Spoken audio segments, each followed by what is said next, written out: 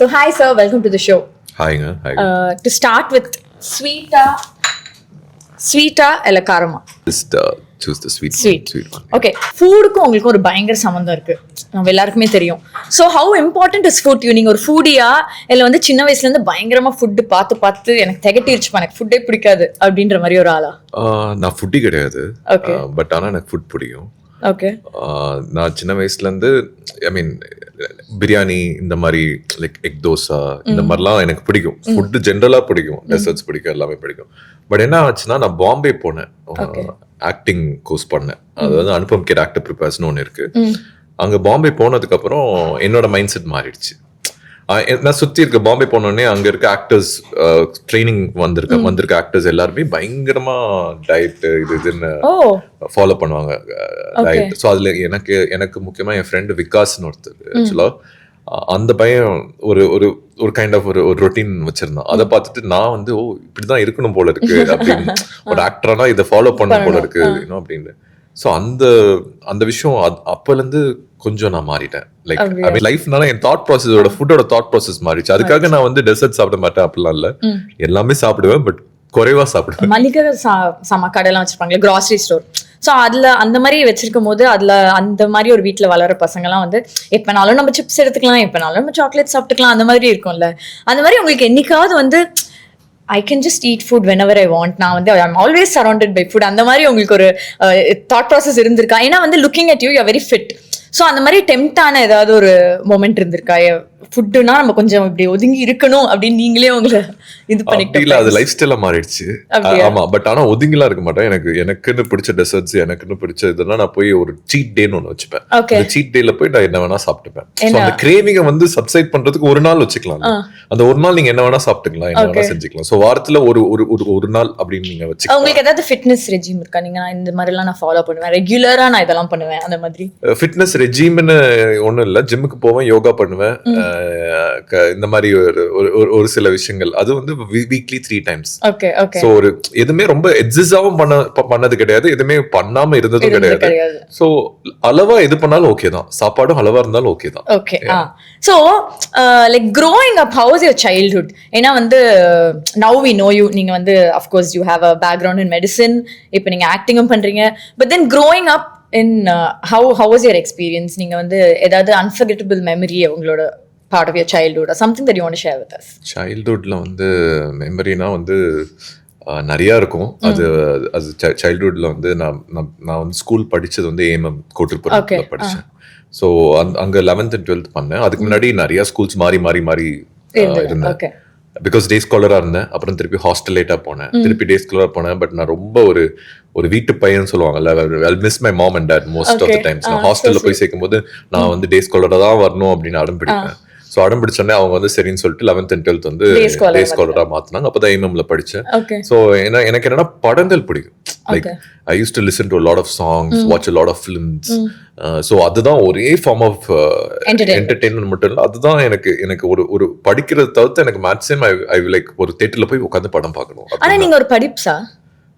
படிப்ஸ்னா படிப்பேங்க, ஓரளவுக்கு டீசெண்டா படிப்பேன். லைக் நீங்க நல்லாவே படிப்பீங்கன்னு தெரியுது. நீங்க எம்பிபிஎஸ் எல்லாம் படிச்சிருக்கீங்க, அப்ப நல்லா தான் எம்பிபிஎஸ் வந்து வேற வழி இல்லாம like I was not sure. நான் எம்பிபிஎஸ் எடுக்கும் போதே எனக்கு அப்பவே ஆக்டர் ஆகணும் தான் ஆசை. பட் வீட்டுல அது இந்த 3 Idiots படம் பார்த்திருப்பீங்களா, நண்பன் தமிழ்ல, அந்த மாதிரிதான் ஒருத்தவங்களுக்கு ஒரு ஆஸ்பிரேஷன் இருக்கும். பட் வீட்டுல ஸ்ரீகாந்த் போட்டோகிராஃபி அப்படி இல்ல, it's not like that. But see அங்க ஐ மீன் நான் அது ஒரு எக்ஸாம்பிளா சொல்றேன் 3 Idiots வந்து. பட் ஜென்ரலி ஒரு வீட்டுல நம்ம வந்து ஒரு விஷயத்த சொல்லும் போது அவங்களுக்கு வந்து அது ஏன் அப்படின்னு ஒரு கொஸ்டின் மார்க் இருக்கும். எஸ்பெஷலி சினிமா, ஒரு ஆக்டர் ஆகணும் அப்படின்னா இன்செக்யூரிட்டிஸ் ஜாஸ்தி இருக்கு.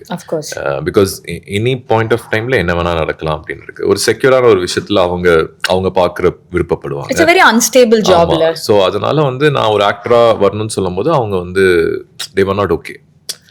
சோ அது அப்ப நான் என்ன பண்ணணும்னு சொல்லும்போது எனக்கு அப்ப பயாலஜி டீச்சர் ரொம்ப பிடிக்கும். ஏன்னா 11th and 12th எனக்கு பயாலஜி ரொம்ப பிடிச்சிருந்தது என் டீச்சர்னால. ஸோ அப்போ எனக்கு வந்து ஒரு ஆப்ஷன் வருது, நீ வந்து எம்பிபிஎஸ் பண்ணலாமே, எல்லாருமே தான் இன்ஜினியரிங் பண்ண ஆஸ் யூஷுவல் டிபிக்கல் சின்ன வயசுல நீ என்ன ஆகணும், இன்ஜினியர் இல்ல டாக்டர் அப்படிதானே இருந்தது. பட் எனக்கு ஆக்சுவலா I wanted to be an IAS officer. Oh nice. இது ரெண்டும் ஆக்டரா இல்லனா I want to get to be an IAS officer and but IAS ஆஃபீஸரா அதுக்கான சூழ்நிலை வந்து அமையல. ஸோ என்ன ஆயிடுச்சுன்னா நான் எம்பிபிஎஸ் எடுக்க வேண்டியதா போச்சு. எடுக்க வேண்டியதா போகும்போது எனக்கு ஆக்டரா ஆகணும்னு சொல்ற அந்த தைரியம் வீட்டில் வரல. வீட்டில் வராத பட்சத்தில் நான் எம்பிபிஎஸ் சேர்றேன். அப்போ சேரும் போது என் ஃப்ரெண்டு கிட்ட ஃபர்ஸ்ட் டே சொல்றேன். அவன் சொல்றான், நீ வீட்டில் சொல்லியிருந்திருக்கலாமே அப்படின்னா. நான் சொன்ன வீட்டில் ஒத்துக்க மாட்டேங்கிறாங்க அப்படின்னு. இல்ல நீ எம்பிபிஎஸ் முடி, நீ அவங்க ஆசைப்பட்டனால நீ முடிச்சதுக்கு அப்புறம் நீ பர்சியூ பண்ணு. If you still you want be an actor, pursue it அப்படின்னு சொல்லும்போது எனக்கு அதுல ஒரு சின்னதா நம்பிக்கை வந்துச்சு. ஆமா இல்ல, சரி அவங்களுக்கு பிடிக்கிறதுக்காக நம்ம ஒரு டிகிரி முடிப்போம், அவங்களுக்கு பிடிச்ச மாதிரி ஒரு எம்பிபிஎஸ் முடிச்சு அவங்கள சாட்டிஸ்ஃபை பண்றதுக்கு ஒண்ணு பண்ணோம், அவங்க ஹாப்பினஸ்க்காக. இப்ப ஏன் ஹாப்பினஸ்க்காக நான் என் விஷயத்த நான் நோக்கி போலாம் அப்படின்னு சொல்லும் போது நான் பேசுறதுக்கு ஒரு இடம் இருக்கு. ஸோ நம்மளுக்கு ஒரு விஷயம் வேணும்னு சொல்லும்போது ஒரு இடத்துல நம்ம விட்டு கொடுத்தா இன்னொரு இடத்துல நம்ம வந்து நம்மளுக்கு அது நடத்தி கொடுக்கும்னு சொல்லுவாங்களே. ஒரு டிப்ஸும் கொடுத்துட்டீங்க இதுல. இப்ப எப்படின்னா ஒரு ஆக்டர் இருக்காரு, ஒரு பெரிய ஆக்டர் இருக்காருன்னா நார்மலாவே அந்த ப்ரெஷர் வந்துடும். எப்படின்னா வந்து ஒரு சன் அவங்களுக்கு இருக்காங்கன்னா அவங்க ஆக்டர் ஆக வேண்டாம் அப்படின்னு நினைச்சாலும் people around will be like, அப்பா பெரிய ஆக்டர், நீயும் ஆக்டர் தானே, நீயும் அதான் ஆக போற அந்த மாதிரி. இப்போ உங்க like your background and all of that, of course we know you're from a family that caters to a lot of people food and you're in the big league and all of that. அப்படி இருக்கும்போது என்னைக்காவது உங்களுக்கு அந்த pressure இருந்திருக்கா from family side? நீங்க வளரும் போதே வந்து ஃபேமிலி பிசினஸ் தான் பாத்துக்கணும், you are not free to choose what you want அப்படின்ற ஒரு பாயிண்ட் இருந்தது? எனக்கு என்னன்னா, luckily fortunately I have a brother. Okay. So அவன் வந்து he was there, so I was able to do what I would like to do. Okay. What I want to do. Okay. So அவன் வந்து he anyway had a affinity to hotel management and to food. Okay. To food and all that. So அவன் வந்து he got into business and I got into what I இருந்தனால cycle கேப்ல நீங்க escape ஆயிட்டீங்க. இல்ல, அது ஒரு பியர் பிரஷர் நடக்கும்ல. அது வந்து அது இவென்ச்சுவலா வந்து ஒரு எப்படின்னா ஒரு ஃபேமிலி ஒரு விஷயத்தை கிரியேட் பண்ணிருக்கு அப்படின்னா அதை பாத்துக்கிறதுக்கு யாராவது ஒருத்தர் வரணும்னு நினைப்பாங்க. So that they can retire. Were you in that அந்த ஒரு சிச்சுவேஷன்ல நீங்க இருந்தீங்களா? நான் இருந்ததே கிடையாது. ஏன்னா வந்து அதான் சொல்றேன், என் தம்பி இருந்தனால எனக்கு வந்து அது ஈஸியா இருந்தது அந்த இடம். என் வீட்டுல ஒரே ஒரு விஷயம் மட்டும்தான், இந்த இண்டஸ்ட்ரி வேண்டாம், நீ ஏன் இதுக்குள்ள வர அப்படின்னு தான் இருந்தது எங்க அப்பா அம்மாக்கு. But once I was very stubborn. நான் வந்து இந்த இடத்துல நான் உங்களுக்காக பண்ணல, இப்ப நான் எனக்கு பிடிச்சதை பண்ணிக்கிறேன்னு சொல்லும் போது அவங்களால they couldn't say anything. And நான் ஒரே ஒரு விஷயம் தான் சொன்னேன், நான் உங்ககிட்ட வந்து எதுவும் கேட்க போறது இல்லை, நான் எதுவுமே வந்து நான் கிரியேட் பண்ற பாத்தா இருக்கட்டும், நான் கிரியேட் பண்ற ஜேர்னியா இருக்கட்டும் சொல்லிட்டு தான் I went ahead, met many directors, many producers. ரொம்ப கஷ்டப்பட்டு ஒரு இடத்துல வந்து ராம் சாரை வந்து இவென்ச்சுவலா ஒரு இடத்துல மீட் பண்ணி தரமணி ஹேப்பன்ட். அண்ட் அதுக்கு ஒரு ப்ரொடியூசர் வந்து ப்ரொடியூஸ் பண்ணாரு. அண்ட் பிகாஸ் தங்கமிங்கல் ஜேஎஸ்கே சார் தான் ரிலீஸ் பண்ணாரு. ஸோ அவர் he's come on board to produce the film. Taramani பார்த்ததுக்கு அப்புறம் அவங்க புரிஞ்சுக்கிட்டாங்க, ஓகே இவங்கிட்ட ஏதோ ஒரு விஷயம் இருக்கு அப்படின்ட்டு. After that they var like, okay உனக்கு பிடிச்சதே நீ பண்ணு அப்படின்ட்டு. பட் என்னன்னா தரமணி முடிச்சுட்டு எதுவுமே ஈஸியா நடக்கிறது இல்ல லைஃப்ல. ஸோ அதுக்கப்புறம் there was 3.5 years நான் ராக்கி பண்ணி, நான் 2017 ஆகஸ்ட் தரமணி ரிலீஸ் ஆச்சுன்னா Rocky release in 2021 December. Oh, there was a big gap. I was very sure நான் இந்த மாதிரி படங்கள் தான் பண்ணணும், எல்லாமே நம்ம லெஃப்ட் அண்ட் ரைட் நம்ம கதை வருது, ப்ரொடியூசர் இருக்காங்கன்னு சொல்லி ஒரு படம் பண்ண நம்ம மனசுல அந்த கதை வந்து பிடிக்கணும், அது உணர்வா நம்ம பெர்ஃபார்மன்ஸா அது நிக்கணும் அப்படின்னு நினைச்சுதான் ஒரு படமும் பண்றது. அதனால நான் வந்து ஒரு கேப் எடுத்தேன் தரமணில இருந்து. Talking about Taramani, of course, Ram sir and you, the bond is great. And Taramani பத்தி பேசும்போது what made you choose a script? ஏன்னா ஜென்ரலா it's your debut. So இப்போ யாராவது ஒரு டெபியூ பண்றாங்க அப்படின்னாலே வந்து they'll be very very careful about the script. ஏன்னா ஃபர்ஸ்ட் டைம் நீங்க வந்து you're going to appear and your character should be strong, அந்த மாதிரி நிறைய விஷயங்கள் பார்ப்பாங்க. இப்போ தரமணி அப்படின்னு எடுக்கும்போது it's a very out of the box subject. 2013லேயே வந்து LGBT பத்தி and unmarried guy dating a married woman, அந்த மாதிரி கான்செப்ட்லாம் ரொம்ப சென்சிட்டிவான விஷயம்லாம் வந்து எக்ஸ்போஸ் பண்ண ஒரு படம். அண்ட் உங்க கேரக்டர் வந்து ஐ wouldn't say it is a very protagonist கேரக்டர்னு சொல்ல மாட்டேன். அப்படி இருக்கும்போது what made you choose a script போல்டா, எனக்கு இது வந்து சூட் ஆகும், இப்படிதான் நான் டெபியூ பண்ணும் அப்படின்னு what made you choose it? First and foremost எனக்கு கற்று தமிழ் ரொம்ப பிடிச்ச படம். நான் வந்து அந்த படம் தியேட்டரில் பார்க்கும்போதே நான் வந்து அது ரொம்ப கான்சியஸாகவும் சப்கான்சியஸாக ரொம்ப ரூட்டடாக என் மனசுக்குள்ள என்ன வந்துச்சுன்னா, நான் ஃபர்ஸ்ட் படம் எனக்கு அமைஞ்சா இந்த மாதிரி ஒரு டைரக்டரோட தான் அமையணும்னு நினைச்சேன். அதுதான் நடந்தது ஆக்சுவலா. இவென்ச்சுவலா அது மேனிஃபெஸ்டேஷன். அது வந்து மேனிஃபெஸ்டேஷன். அப்ப எனக்கு தெரியாது மேனிஃபெஸ்டேஷன். நான் ரொம்ப ஸ்ட்ராங்கா ஃபீல் பண்ண ஒரு விஷயம் நடந்தது. அது நடக்கும்போது எனக்கு என்னன்னா, அதுல நான் சூஸ் பண்ணல, ராம் சார் தான் என்ன சூஸ் பண்ணாரு. சோ எனக்கு அந்த கதையில நான் அவர் என்ன கொடுத்திருந்தாலும் நான் பண்ணிருப்பேன். I was fortunate enough to play the lead role. அந்த படம் எனக்கு இன்னும் ஞாபகம் இருக்கு. Once Ram sir screen test பண்ணி வசந்த் நீங்க தான் அந்த படத்துல ஹீரோவா பண்றீங்கன்னு சொல்லும் போது, நான் என்னை வந்து அப்போ அப்போல நான் எக்ஸிக்யூட்டிவ் ஆபரேஷன்ஸா இருந்தேன் எமர்ஜென்சி டிபார்ட்மெண்ட்ல. I was working. Yeah. He said வேலையை விட்டுருங்க. ஆபரேஷன் தியேட்டர்ல இருந்து சினிமா தியேட்டர் இல்ல, ஆபரேஷன்ஸ் தான். நான் ஆபரேஷன் செட், நான் மேனேஜ்மெண்ட் கோர்ஸ்க்குள்ள போயிட்டேன். நான் வந்து ஆபரேஷன் தியேட்டர்ல இந்த எமர்ஜென்சி டிபார்ட்மெண்ட்ல எக்ஸிக்யூட்டிவ் ஆபரேஷன்ஸா இருந்தேன். Like taking care of the operations of the emergency department. ஏன்னா நான் MBBS முடிச்சிட்டு I did masters in health care management. ஆமா, ஐ நோ. சோ அதனால நான் I was taking care of operations. அவர் என்ன சொன்னாலும் வேலையை விட்டுரு, தாடி வளர்க்க ஆரம்பிச்சிரு, எப்போ ஷூட் போவோம் தெரியாது, but we will go for shoot, இவ்வளவுதான் சொன்னாரு. சோ எனக்கு என்ன ஆயிடுச்சுன்னா, ஓகே நம்ம ஏதோ ஒரு விதத்துல ஒன்று நினைச்சோம், அது வந்து யூனிவர்ஸ் ஏதோ ஒரு விதத்துல நம்மளுக்கு கொடுக்குது. ஸோ இது என்னதான் இருந்தாலும் we have to be patient, we have to go through this journey அப்படின்னு டிசைட் பண்ண ஒரு விஷயம் தான். So I was fortunate that I got a script like Taramani, Ram sir மாதிரி ஒரு director, and everything critically acclaimed movie. Yeah, and அந்த படம் தியேட்டர்லயுமே பயங்கரமா போச்சு. ஸோ ஒரு பெரிய சக்சஸ் கிடைச்சது ஃபர்ஸ்ட் ஃபிலிம்ல. ஆனா அதுக்கப்புறம் லைஃப்ல வந்து எல்லாமே ஈஸியா நடக்குதுன்னா இல்ல. Every film is a struggle. So படிப்படியாக தான் ஐ பீன் லைக், இன்ஃபேக்ட் நான் மை ஃபர்ஸ்ட் ஃபிலிம் வாஸ் 2017. கிட்டத்தட்ட ஒரு 8 years ஜேர்னி. 8 years ஜேர்னியில் எதுவுமே ஈஸியாக நடந்தது இல்லை. So even it doesn't, cinema பொறுத்த வரைக்கும் doesn't matter where you come, how you come, it all matters only for one thing, do you have the passion, do you have the perseverance. Correct. அது இருக்கு அப்படின்னா cinema வந்து okay, இந்த பையன்கிட்ட ஏதோ இருக்கு, ஏதோ ஒன்று இந்த பையனுக்கு பண்ணணும் அப்படின்னு சொல்லி சினிமா ஒன்று கொடுக்கும். எல்லா ஆக்டருக்குமே இது பக்கெட் லிஸ்ட்ல கண்டிப்பா இருக்கும், டு ஆக்ட் வித் தலைவர் சார். அண்ட் எனக்கு இன்னும் ஒரு ரொம்ப இன்க்விசிட்டிவா நான் யோசிக்கிற ஒரு விஷயம் என்னன்னா, இப்போ ஜெயிலர் படத்துல வந்து if anybody had gone and narrated first எடுத்த உடனே தலைவரோட பையன் அப்படின்னு சொன்னா அஃப்கோர்ஸ் எக்ஸைட்டிங்கா இருக்கும், they'll immediately say yes.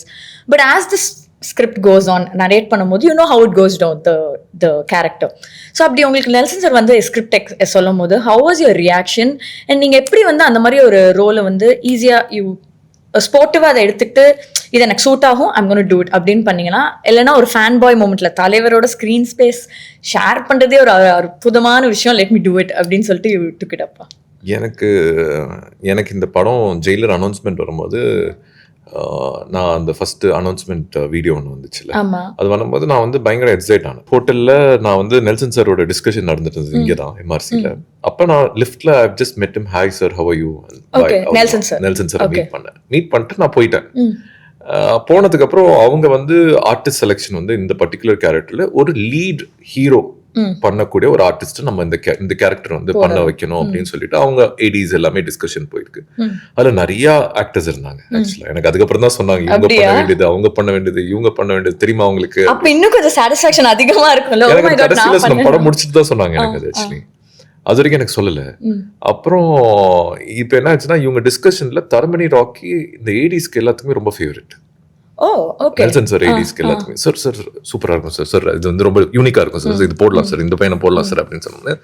அப்புறம் சார் என்ன அப்பதான் பார்த்தாரு சமர்செட் ஹோட்டல்ல. பார்த்துட்டு டக்குன்னு என்னன்னு தெரியல, சாரோட மேனேஜர் விஜய்னு ஒருத்தர் இருந்தார், ஸ்ரீ விஜய்ன்னு சொல்லி சரணா கூப்பிட்டு கால் பண்ணி, பிரதர் எங்க இருக்கீங்க அப்படின்னு. நான் இப்பதான் ஜிம் முடிச்சுட்டு வீட்டுக்கு போயிட்டு இருக்கேன், சொல்லுங்க அப்படின்னு. இல்ல நீங்க எங்க இருக்கீங்களோ எனக்கு தெரியாது, டக்குன்னு ட்ரெஸ்ஸை மாத்திட்டு நேரா நீங்க சமர்செட் ஹோட்டல் வந்துருங்க, சார் உங்களை பாக்கணுங்கிறாரு. It was immediate. நான் இது வந்து அந்த டிஸ்கஷன் பண்ணிட்டு இருக்கிற டைம்ல நான் மீட் பண்ணி ஒரு 2 months இருக்கும். 2 months கழிச்சு இந்த ஒரு கால் வந்து அவர் மேனேஜர்ட்ட இருந்து வருது, ஸ்ரீ விஜய் கிட்ட இருந்து வருது. சரி இமீடியட்டா நான் சேஞ்ச் பண்ணிட்டு நான் போனேன். நான் சரி ஏதோ ஒன்று ஸ்கிரீன் டெஸ்டா இருக்கும், இல்லை சம் டிஸ்கஷனா இருக்கும், இல்லை நரேஷனா இருக்கணும் அப்படின்னு நினைச்சு போனேன். போன உடனே ஹி கால் மீ, லைக் இந்த மாதிரி ஒரு ரோல் எனக்கு ஹீரோ தான் பண்ணணும், எனக்கு உங்க படம் தரமணி ராக்கி ரொம்ப பிடிக்கும், அண்ட் இந்த மாதிரி ஒரு கேரக்டர் இப்படி ஸ்டார்ட் ஆகி இந்த இடத்துல இப்படி முடியும், எண்ட் வந்து கிளைமேக்ஸ் இந்த மாதிரி இருக்கும் அப்படின்னு சொல்லும் போது, அப்போ நான் கதை கேட்டோன்னே நான் வந்து எனக்கு என்ன பண்ணுச்சுன்னா, ரஜினி சாரோட பண்ணணும்னு ஒரு ஆசை இருந்தாலுமே அந்த கதை கேட்டோன்னே எனக்கு என்னச்சுன்னா, அந்த ஸ்கிரிப்டோட இம்பார்ட்டன்ஸ், அந்த கேரக்டரோட இம்பார்ட்டன்ஸ் என்னவா இருக்கு. நம்ம சும்மா வந்துட்டு போறோம் அப்படின்னு எனக்கு அது பண்ணணும்னு எனக்கு இருந்திருக்காது. அப்படி இருந்திருந்தா so the whole film revolves around அப்பா பையன். Immediately I set sir Rajini சாருக்கு ஓகேயா, சார் என்ன சொன்னாரு அப்படின்னு சொல்லும்போது, சார்கிட்ட நீங்க வரதுக்கு முன்னாடி நான் கேட்டேன், அவர் உங்க படம் ரொம்ப பிடிக்கும், உங்களையும் ரொம்ப நல்லா தெரியும், டபுள் ஓகேன்ட்டாரு சூப்பர். அப்படின்னு சொன்னபோது, சார் அவர் சொல்லிட்டாருன்னா எனக்கும் ஓகே சார், நான் பண்றேன், இவ்வளவுதான். ஸோ ரொம்பலாம் யோசிக்கல, எனக்கு அந்த இம்பார்ட்டன்ஸ் தெரிஞ்சது அந்த கேரக்டரோட. So negative shadow grey shadow whatever it is, I tend care about it because I knew that character is a very very pivotal character and it's a very important character. So I said okay. No, we've been talking about a lot of highs along padam Tharamani or Jailer or all the good things நடந்ததெல்லாம். ஆனா என்னைக்காவது ஒரு நாள் வந்து இது எனக்கு வேண்டாம், I am like done, எனக்கு வந்து ஒரு மாதிரி ஒரு லோ பாயிண்ட்க்கு போனது உண்டு. லைஃப்ல ஏதாவது அப்ஸ் அண்ட் டவுன்ஸ் வரும், பட் ஏதோ ஒரு விதத்துல இந்த this door will open அப்படின்னு இருக்குல்ல, இந்த கதவு ஏதோ ஒரு நேரத்துல ஏதோ ஒரு சந்தர்ப்பத்துல திறக்கும். நீ தட்டிட்டே இரு, ஆனா அதை நிப்பாட்டாது. நீ தட்டுற வரைக்கும் வந்து அது கேட்டுட்டே இருக்கும், ஒரு பாயிண்ட்ல அது திறந்துடும். பட் நீ அதை வந்து தட்டுற நிப்பாட்டிட்ட அப்படின்னா கதவு திறக்க போறது இல்ல, அதுக்கப்புறம் உனக்கும் ஒண்ணுமே தெரியாதுல்ல, இது மட்டும் தானே தெரியும். ஸோ தட்டிட்டு இருக்கிறது தான் நம்ம வேலை, திறக்கிறதோ வந்து ஒரு பாயிண்ட்ல கண்டிப்பா திறக்கும். So don't give up. Very very beautifully set. And ஒரு 10 yearsல வசந்த் ரவி சார் வந்து நாங்க வந்து ஒரு மெடிக்கல் ஃபீல்ட்ல பயங்கரமா அப்படியே எஸ்டாப்ளிஷ் ஆகி பார்க்கலாமா, இல்ல சினிமா உலகத்துல வந்து ஒரு பெரிய ஹீரோ ஆகி பயங்கரமா பேக் டு பேக் ஹிட்ஸ் கொடுத்த அந்த மாதிரி பார்க்கலாமா, இல்லைன்னா வந்து ஃபேமிலி பிசினஸ் டேக் ஓவர் பண்ணி பயங்கரமா அது இன்னும் நெக்ஸ்ட் லீகுக்கு கொண்டு போய் அந்த மாதிரி பார்க்கலாமா? See, for me it's cinema, for me it's films. I'm very clear on that. Of course, எனக்கு இந்த இதில் என் ஜேர்னியில் வந்து ஒரு நாளுமே ஒரு படமே நான் ரொம்ப அழகாக பண்ணணும்னு நினைக்கிறேன். அது எனக்கு பிடிச்ச மாதிரி பண்ணணும்னு நினைக்கிறேன். So 10 years down the line வந்து ஒரு தரமணி மாதிரி ஒரு படம், ஒரு ராக்கி மாதிரி ஒரு படம், இப்போ பண்ண இந்திரா மாதிரி ஒரு படங்கள், இந்த மாதிரி இன்னும் ரொம்ப அழகான ஒரு படங்கள் பண்ணணும். அண்ட் அந்த படங்கள் எங்கே கூட்டு போதோ, அந்த படங்கள் வந்து ஆடியன்ஸ் மத்தியில் ஆடியன்ஸ் வந்து எந்த இடத்துல அவங்க பார்க்கணும்னு ஆசைப்படுறாங்களோ அங்கே நான் இருக்க ரெடி. சூப்பர், அவ்வளவுதான். Very very well set. All the very best. நாங்க வந்து தரமணி மாதிரி இன்னும் உங்ககிட்ட இருந்து எக்ஸ்பெக்ட் பண்றோம். And thank you so much for talking. ஏன்னா உங்களை நான் இனிஷியலா பார்க்கும்போது இவர் பேசுவாரா, இவர் ரொம்ப இன்ட்ரோவர்ட்டடா இருக்காரு அப்படின்னு நினைச்சேன். But all your answers are beautiful, very well explained. Thank you so much for being with me on the show. Thank you. Lovely having this show with you and wishing you the best. Thank you so much. Yeah, thank you.